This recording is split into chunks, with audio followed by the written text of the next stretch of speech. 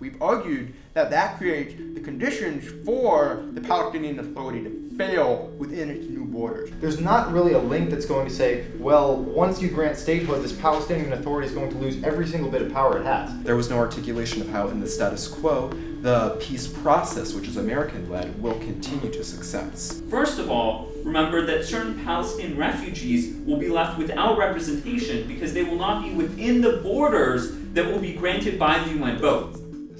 Well, for me, debate is all about the pedagogical experience. I think that it offers a challenge that really no other activity does because it combines things like critical thinking, the ability to research, the ability to write, and the ability to argue especially. These are all things that I really enjoy about debate, and it's why I do debate, in spite of the fact that I do have a hearing impairment.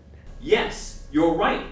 In the status quo, the infrastructure is being built. There are so many different factors that account for success in debate. You need to be able to formulate and structure your arguments. They're well warranted. There's logic behind it. The ability to actually argue, it's something that is very underrated in American society.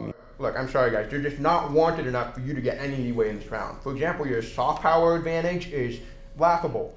He's encountered some instances of teams who don't want to slow down or don't want to get louder. He's really grown a lot in the last 2 years of being willing to go ahead and say that, like before the round, like, I have a hearing loss. Can we have the round be a little bit slower and a little bit louder? But he's been doing that more lately, and really proud of him, I think.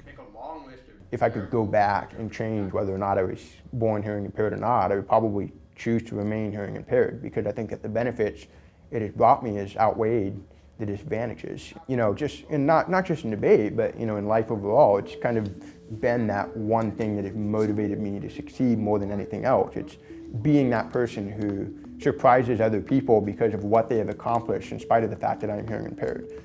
I'll take a couple of questions real fast.